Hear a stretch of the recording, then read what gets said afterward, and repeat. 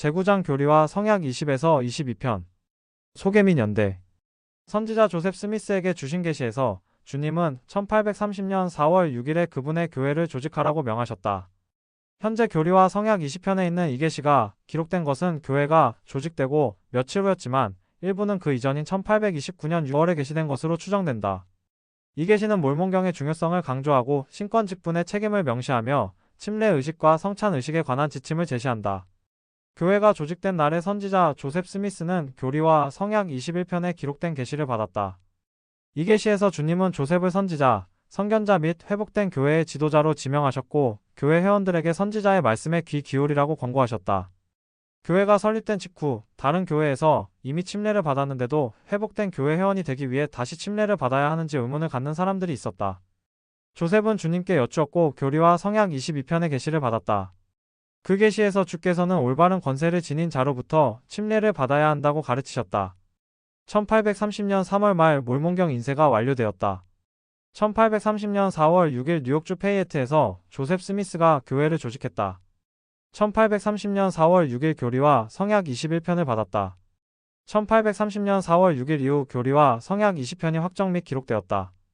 계시의 일부는 몇 달 전에 이미 받았을 것이다. 1830년 4월 16일 교리와 성약 22편을 받았다. 1830년 6월 9일 뉴욕주 페이에트에서 교회의 첫 대회가 열렸다. 주님의 교회가 다시 한번 지상에 조직된 시대에 사는 것은 왜 감사한 일인가? 교리와 성약 20에서 22편을 공부하는 동안 교회가 조직될 당시 주께서 밝히신 교리와 원리들을 찾아보고 그 진리들이 나의 삶에 어떤 영향을 주었는지 생각해본다. 교리와 성약 20편 역사적 배경 추가 자료 선지자 조셉 스미스는 1829년 6월에 피터 휘트머 1세의 집에서 그와 올리버 카우드리가 서로를 장로로 성임하되 그들의 형제들이 모여 표결로 동의할 수 있을 때에 그렇게 하라고 하나님의 음성이 조셉과 올리버 카우드리에게 구체적으로 명하셨다고 기록했다. 교리와 성약 128편 21절 참조.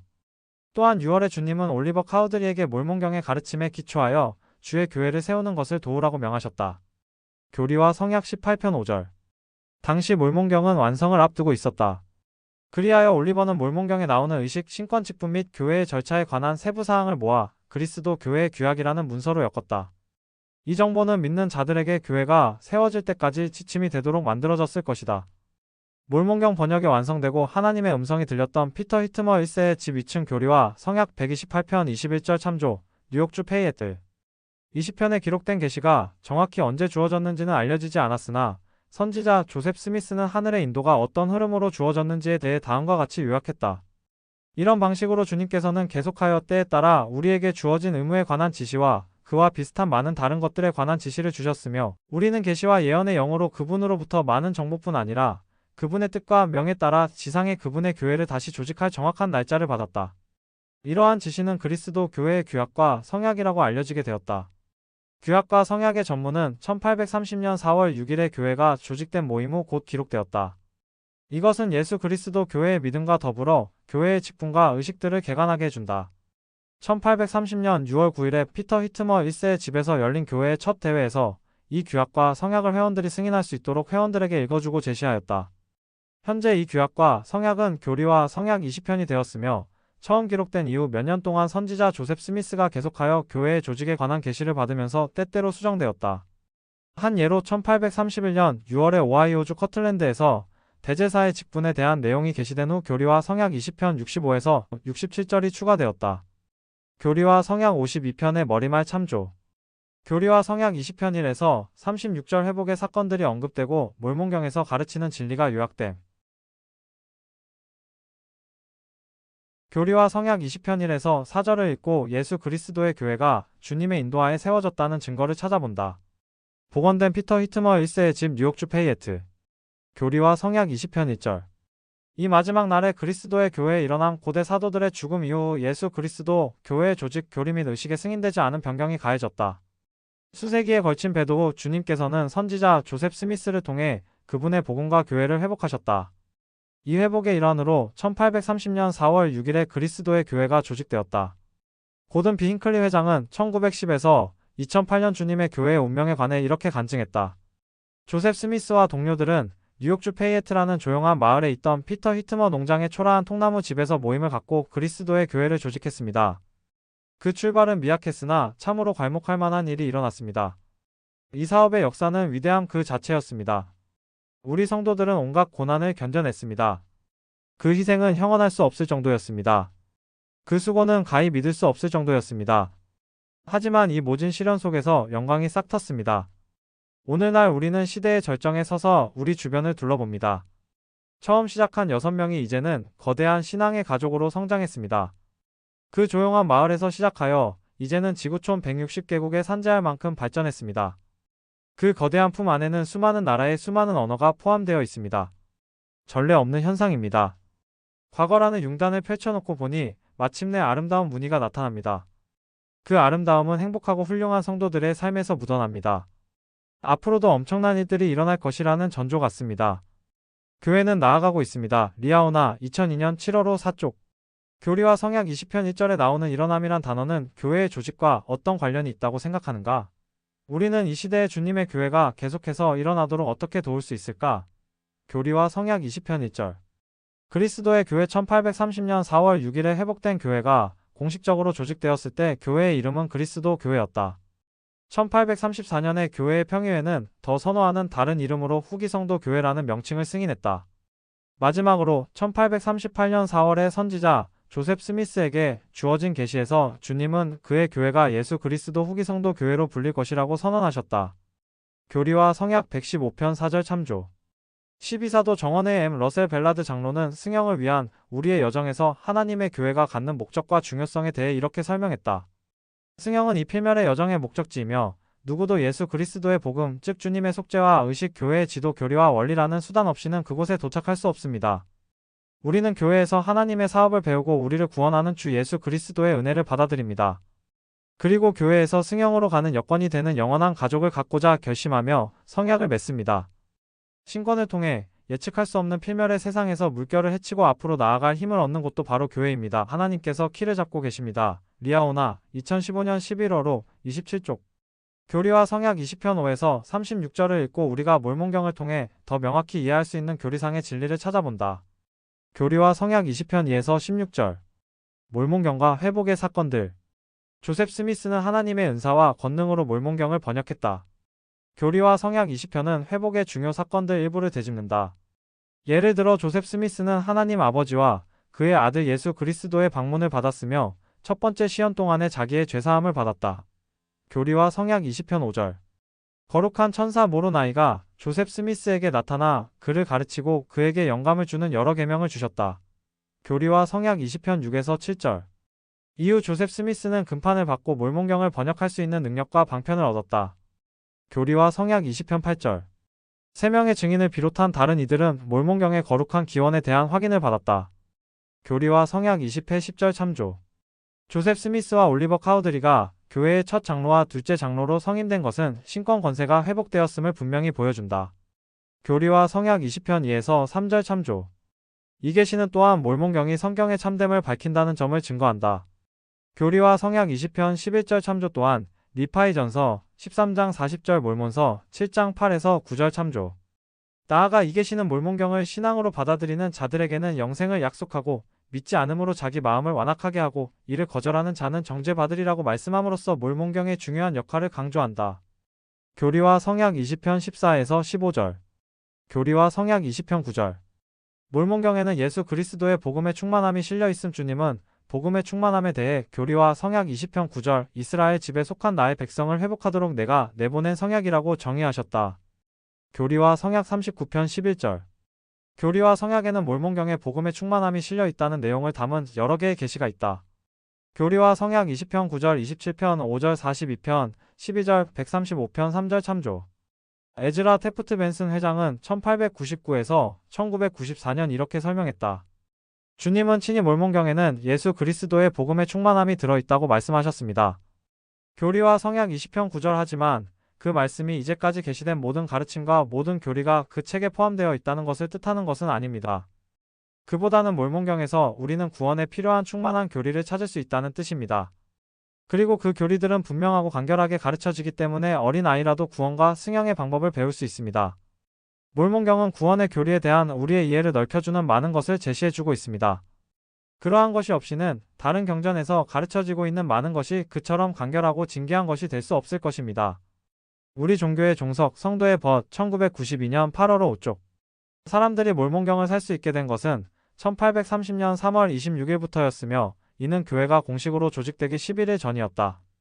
주님께서 지상에 그분의 교회를 조직하시기 전에 몰몬경의 번역과 출판이 이루어지도록 지시하신 이유가 무엇이라고 생각하는가? 교리와 성약 20편 17에서 36절. 이 일로써 우리는 아나니 교리와 성약 20편 17절에서 이 일로써라는 문구는 몰몬경을 통해 우리가 아는 진리들을 가리킨다. 교리와 성약 20편 8에서 10절 참조. 몰몬경과 복음의 충만함의 회복을 통해 후기 성도들은 개인의 구원과 관련된 교리들, 특히 우리의 주님이며 구주이신 예수 그리스도의 중심적 역할에 대한 더 분명한 이해를 얻었다. 에즈라 테프트 벤슨 회장은 이렇게 가르쳤다. 교리와 성약 20편에서 주님께서는 몰몬경이 가르쳐주는 중요한 진리를 요약하기 위하여 여러 구절을 할애하셨습니다. 17에서 36절 참조.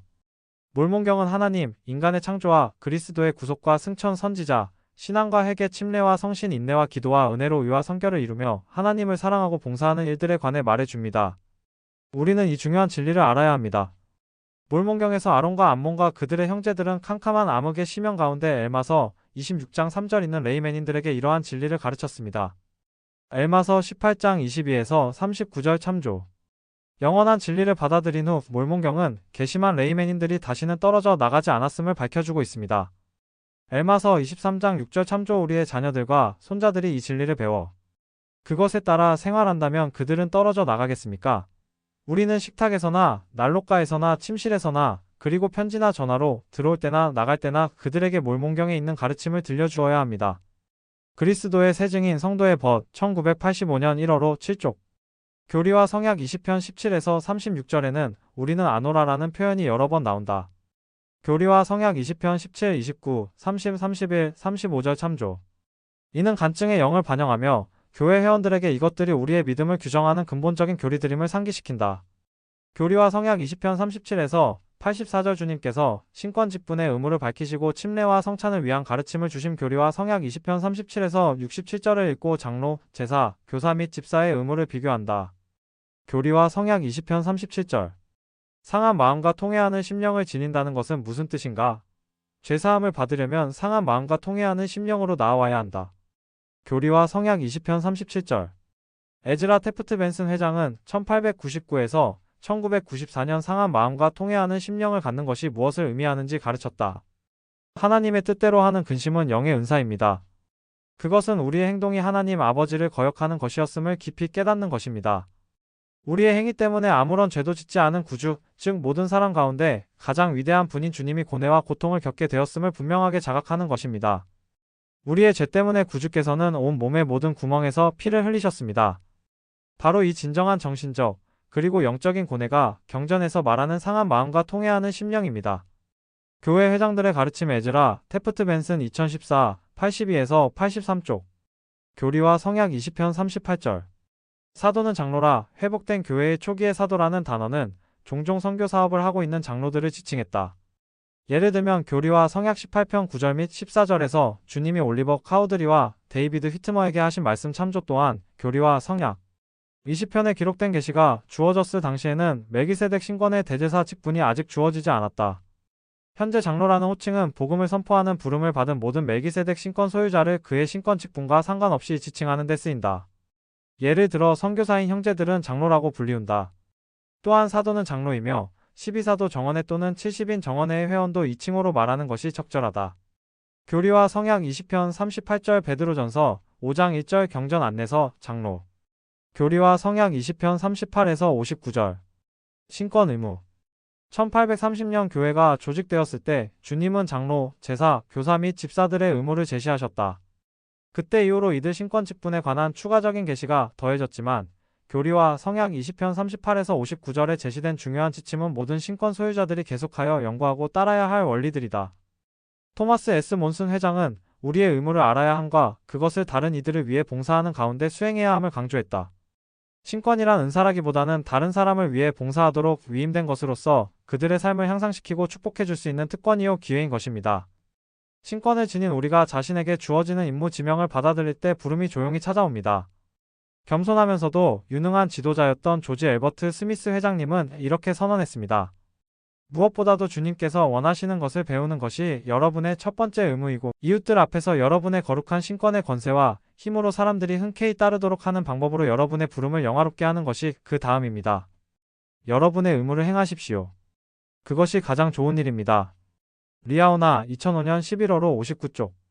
장로, 제사, 교사 및 집사의 의무를 비교해보면 신권 봉사에 관해 어떤 진리를 배울 수 있는가? 신권 소유자가 자신의 책임을 수행한 것이 어떻게 여러분에게 축복이 되었는가?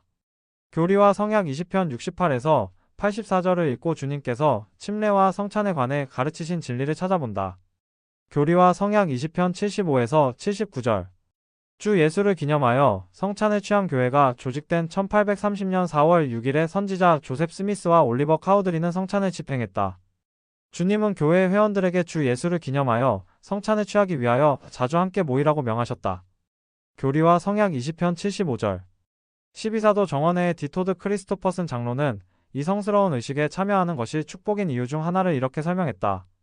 성찬 기도문을 보면 주 예수 그리스도께서 가르치신 성찬의 주요 목적 중 하나는 우리가 항상 그를 기억하는 것임을 확실히 알 수 있습니다.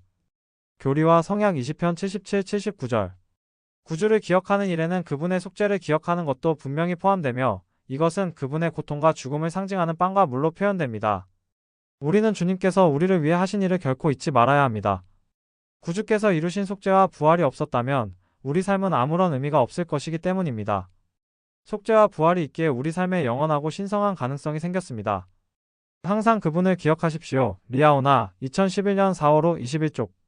뉴욕주 페이에트에 있는 피터 히트머 1세의 집 내부 1830년 4월 6일에 이곳에서 교회가 조직되었다. 12사도 정원회의 데이지 렐런드 장로는 항상 예수 그리스도를 기억하라는 성약을 지키는 일이 우리가 더 나은 선택을 하는데 어떻게 도움이 되는지 설명했다. 일상의 어려움이 앞에 나타날 때 바로 현재 있는 것에 집중하는 것은 자연스러운 일입니다. 그러나 그럴 경우 우리는 잘못 선택하거나 우울해지거나 절망을 경험할 수 있습니다.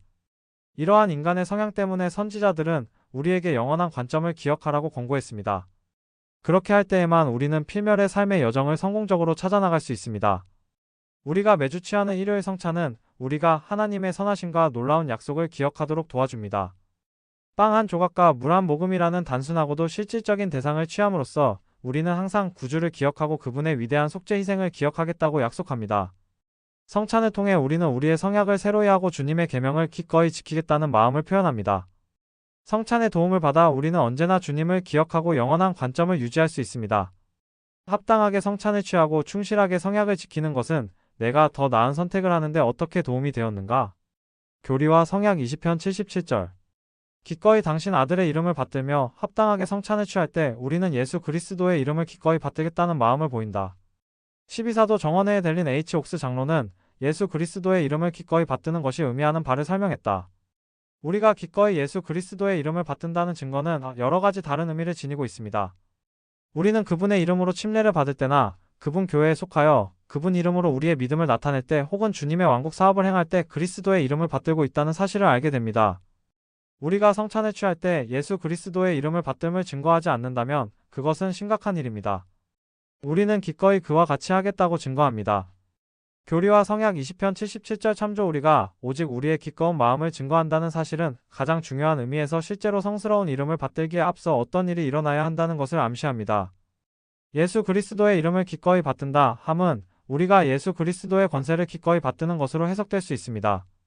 이러한 의미에서 우리는 성찬을 취함으로써 기꺼이 성스러운 성전 의식에 참여하고 구주께서 그분의 이름과 권능을 통하여 우리에게 주실 가장 큰 축복을 기꺼이 받겠다는 것을 증거합니다.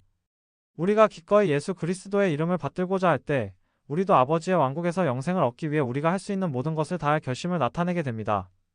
해의 왕국에서 승영하고자 하는 결심을 진심으로 표명하는 것입니다. 예수 그리스도의 이름을 받듦 성도의 벗 1985년 7월호 88에서 90쪽. 교리와 성약 21편 역사적 배경 추가자료. 그분의 교회를 조직하라는 주님의 명에 따라 선지자 조셉 스미스는 1830년 4월 6일에 뉴욕주 페이에트에 있는 피터 히트머 1세의 집에 60여 명의 믿는 자들을 모았다. 조셉 스미스와 올리버 카우드리는 하나님의 뜻에 따라 그리고 뉴욕주 법에 따라 교회를 조직했다. 모임은 기도, 지지, 성임, 성찬 집행 및 앞서 침례받은 자들을 위한 확인 의식으로 이루어졌다. 이 모임에서 선지자는 현재 교리와 성약 21편에 기록되어 있는 계시를 받았다. 교리와 성약 21편 교회 회원들은 조셉 스미스의 말에 귀를 기울여야 함. 교리와 성약 21편을 읽으며 교회가 조직된 날에 주님이 주신 계명과 약속을 찾아본다. 교리와 성약 21편 1절. 조셉 스미스의 책임. 교회가 조직되던 날에 모임 있는 자들에게 주님은 그분이 성임하신 종 조셉 스미스에게 주어진 성스러운 부름에 대해 설명하셨다. 조셉은 선견자, 번역자, 선지자, 예수 그리스도의 사도, 교회의 장로라고 알려질 것이었다.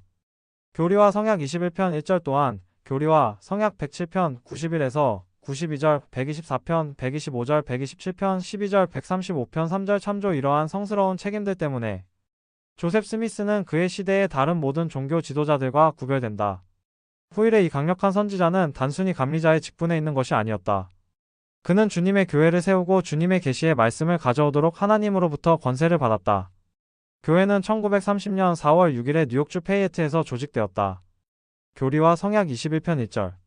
너희 가운데 계속해 나가는 기록이 있을지니 교회 조직 모임에서 주어진 계시는 교회에서 기록하는 것이 중요함을 강조했다. 70인이며 교회 역사가였던 말린 K 젠슨 장로는 기록을 하라는 주님의 명이 오늘날에도 유효하다고 말했다. 예수 그리스도 교회의 역사와 그 역사를 이룬 사람들이 우리에게 기억될 가치가 있다고 제안합니다. 교회의 역사는 경전에서 비중 있게 다루어집니다. 사실 경전의 많은 부분이 교회의 역사입니다. 교회가 조직된 바로 그날 하나님께서는 조셉 스미스에게 보라, 너희 가운데 계속해 나가는 기록이 있을지니라고 명하셨습니다. 교리와 성약 21편 1절. 조셉은 교회의 둘째 장로이자 자신의 주 보조자였던 올리버 카우드리를 교회의 첫 역사가로 지명함으로써 이 계명을 이행했습니다. 우리가 기억할 수 있도록 기록을 작성하며 교회의 시작과 성장에 관한 기록은 올리버 카우드리의 시대에서 오늘날까지 지속되어 왔습니다. 이 엄청난 역사 기록은 하나님께서 다시 한번 하늘 문을 여시고 우리 세대의 행동을 요구하는 진리를 드러내 주셨음을 상기시켜 줍니다. 기억하여 멸망치 말지어다. 리아오나 2007년 5월호 37쪽. 교리와 성약 21편 4에서 6절에 기록된 주님의 계명과 그와 관련된 약속에서 우리는 어떤 원리를 배우는가? 교리와 성약 21편 4에서 6절. 물은 모든 인내와 신앙으로 그의 말을 받아들일지니라. 주님은 그가 택하신 종들을 통해 그의 백성을 인도하신다. 1830년 4월 교회 회원이 될 믿는 자들은 마치 주님의 입에서 나온 것과 같이 선지자 조셉 스미스의 말과 계명에 주의를 기울이라는 가르침을 받았다. 교리와 성약 21편 4에서 5절 참조. 다른 계시에서 주님은 왜 선지자가 하나님의 대변자로 여겨질 수 있는지 설명하셨다. 나 주가 말한 것은 내가 말한 것이요 나는 나 자신을 변명하지 아니하나니 여러 하늘과 땅이 없어질지라도 나의 말은 없어지지 아니하고 다 이루어지리라. 내 자신의 음성으로 한 것이나 나의 종들의 음성으로 한 것이나 같으니라. 교리와 성약 1편 38절. 주님은 또한 그의 교회 회원이 될 자들에게 선지자 조셉 스미스의 말을 모든 인내와 신앙으로 받으라고 권고하셨다. 교리와 성약 21편 5절. 헤로드 비리 회장은 1899에서 1973년 이 말씀이 오늘날 모든 교회 회원들에게도 적용된다고 설명했다. 교회 회원으로서 우리에게 유일하게 안전한 길은 교회가 조직된 날에 주님께서 교회에 하신 말씀대로 정확히 행하는 것입니다. 우리는 주님께서 그분의 선지자를 통해서 주시는 말씀과 계명에 주의를 기울이는 법을 배워야 합니다. 다시 말해 주님 앞에서 거룩하게 걸으며 그가 받는 대로 모든 인내와 신앙으로 그의 말을 마치 주님의 입에서 나온 것 같이 받아들여야 합니다. 교리와 성약 21편 4에서 5절. 인내와 신앙을 요하는 일들이 있을 것입니다. 여러분은 교회의 권세로부터 오는 것들을 좋아하지 않을 수도 있습니다. 그것이 여러분의 정치적 견해와 상반될 수도 있습니다. 그것이 여러분의 사회적 견해와 상반될 수도 있습니다. 그것이 여러분의 사회적 생활의 일부에 방해가 될 수도 있습니다. 그러나 여러분이 그러한 것들을 친히 주님의 입에서 나온 것처럼 인내와 신앙을 가지고 귀 기울인다면 그 약속은 지옥문이 여러분을 이기지 못할 것임이니 그러하도다. 주 하나님이 여러분 앞에서 흑암의 권세를 흩어버리고 여러분 유익과 또 자기 이름의 영광을 위하여 하늘을 진동하게 할 것입니다. 교리와 성약 21편 6절. 교회 회장들의 가르침. 헤로드 비리 1084에서 85쪽. 선지자의 말씀에 주의를 기울이는 일의 인내와 신앙이 필요한 이유는 무엇인가? 주님의 선지자들의 권고를 따랐을 때 여러분은 어떤 축복과 보호를 받았는가? 교리와 성약 22편 역사적 배경. 추가 자료. 교회가 조직된 직후 새로 설립된 교회에 가입하고자 한 이들 중 일부는 그들이 다시 침례를 받아야 한다는 요건 때문에 고심했다. 조셉 필딩 스미스 회장은 이렇게 설명했다. 신성한 권능에 대한 이해가 아직 그들 마음에 자리 잡지 못했다. 그들은 조셉 스미스의 말이 참되다는 간증을 얻고 교회로 들어오려고 마음먹었을 때 자신이 이미 침수로서의 침례 의식을 따랐는데 왜 다시 침례받아야 하는지 의문을 갖게 되었다. 교리와 성약 22편에 기록된 계시는 1830년 4월 16일에 받았다. 이 계시에 관한 최초의 기록은 때로 규정과 성약의 일부로 포함되었는데 아마도 그 이유는 이 계시가 교리와 성약 20편에서 가르치는 침례의 교리를 명확히 하고 있기 때문일 것이다. 교리와 성약 22편 침례는 반드시 합당한 권세를 지닌 사람에 의해 집행되어야 함. 교리와 성약 22편을 읽고 주님께서 재침례 없이 회복된 교회에 가입하고자 했던 사람들에게 주신 권고를 찾아본다. 교리와 성약 22편 1절. 새롭고도 영원한 성약 새로운 회원들이 다시 침례를 받아야 하는가라는 질문에 대한 답으로 주님께서는 새롭고도 영원한 성약이 주어졌음을 선포하셨다. 교리와 성약 22편 1절 복음의 충만함이 새로운 경륜의 시대에 주어졌을 때 이는 새롭고도 영원한 성약이라고 불린다. 조셉 필딩 스미스 회장은 다음과 같이 설명했다. 새롭고도 영원한 성약이란 복음의 충만함을 뜻한다. 이것은 모든 성약, 계약, 약정, 의무, 맹세, 서약, 의례, 결합, 결연 또는 기대를 포함한다. 이것은 약속의 성령 또는 성신 열쇠를 지닌 교회 회장의 권세에 의해 교회 회원에게 임봉된다. 영원한 결혼이란 하나의 새롭고도 영원한 성약이다. 또한 침례도 하나의 새롭고도 영원한 성약이며 이와 같이 신권 성인과 그 외의 다른 모든 성약은 영원하며 모든 것을 포함하는 이 새롭고도 영원한 성약의 일부이다. 많은 초기 성도들이 뉴욕주 페이에트 인근 세네카 호수에서 침례받았다. 1897에서 1927년경 사진. 교회 역사 도서관 및 기록 보관소 제공. 교리와 성약 22편 2절. 너희가 모세의 율법으로서는 좁은 문으로 들어갈 수 없음이니라. 좁은 문은 침례를 지칭한다. 니파이후서 31장 17에서 18절 참조교리와 성약 22편에 기록된 계시에서 주님은 그의 회복된 교회에 재침례 없이 가입하려는 사람들을 예수 그리스도를 믿는 신앙 없이 모세의 율법에 의지하는 자들에 비유하셨다. 이 비유를 통해 주님은 신권 권세 없이 행한 침례를 포함하여 구원할 수 없는 죽은 종교적 관행을 버리고 새롭고도 영원한 성약을 받아들일 것을 강조하셨다. 교리와 성약 22편 3절 이는 초기 유대인 개종자들이 그리스도 교회로 개종할 때와 같았다. 교리와 성약 20에서 22편을 공부하며 예수 그리스도 후기 성도 교회에서 활동적으로 참여하는 것의 중요성에 관해 배운 것을 깊이 생각한다.